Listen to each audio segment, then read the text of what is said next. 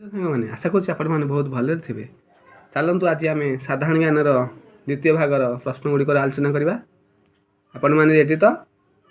ଚାଲନ୍ତୁ ସାଙ୍ଗମାନେ ଆମେ ପଢ଼ିବା ଆଜି ଓଡ଼ିଶାର କୃତି ସନ୍ତାନଙ୍କ ଉପାଧି। ଦେଖ, ଉତ୍କଳମଣି ଉପାଧି କିଏ ପାଇଛନ୍ତି ନା ଗୋପବନ୍ଧୁ ଦାସ। ଆମେ ତାଙ୍କୁ ଉତ୍କଳମଣି ବୋଲି ଜାଣୁଛେ ଯାହାକୁ, ଗୋପବନ୍ଧୁ ଦାସ। ନେତାଜୀ ନା ନେତାଜୀ ସୁଭାଷ ଚନ୍ଦ୍ର ବୋଷ। ପରବର୍ତ୍ତୀ ପ୍ରଶ୍ନ ଦେଖିବା। देख, उत्कल गौरव। उत्कल गौरव क्या कौचे आम ना मधुसूदन दास कह।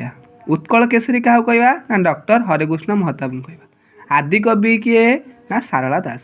कवि सम्राट क्या कहती ना उपेन्द्र भंज। कवि सूर्य क्या कहती ना बलदेव रथ। व्यास कवि ना फकीरमोहन सेनापति। स्वभाव कवि गंगाधर मेहेर। कविवर किए पिलाने राधानाथ राय। उत्कल भारती किए कुंतला कुमारी सावत। कर्मवीर क्या कहुए किए गौरीशंकर राय को कहुए कर्मवीर। कविशेखर क्या कहया ना चिंतामणि महांती को कहवा।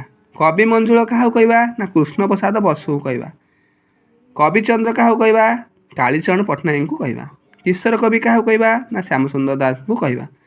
कलानिधि क्या कहवा बांछानिधि शतपथी को कहवा। कांत कवि क्या कहवा ना लक्ष्मीकांत महापात्र को कहवा। जातीय कवि क्या कहवा ना वीरकिशोर दास को कहवा आम जातीय कवि। प्रेमिक कवि क्या कहवा ना मायाधर मानसिंह। विदग्ध कवि क्या कहवा ना अभिमन्यु सामंत सिंहार। सन्थ कवि क्या कहवा ना भीम भोई। वीणा कंठ क्या कहवा ना निमाई चरण हरिचंदन।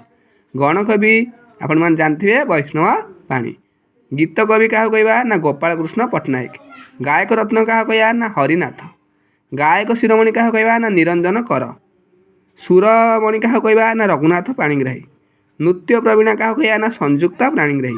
गायक भास्कर क्या कहवा ना जगन्नाथ बेहेरा। गायक सुधाकर क्या कहवा ना बालकृष्ण दास कहवा। गायक रत्नाकर क्या कहवा ना कान्हूचरण पति शर्मा। उत्कल खंड क्या कहवा आम ना जदुमणि महात। आशा करछि एई भिडियोटी आपण मानक भल लागिथिबो।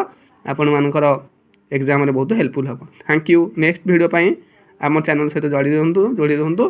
थैंक यू, धन्यवाद। जय जगन्नाथ।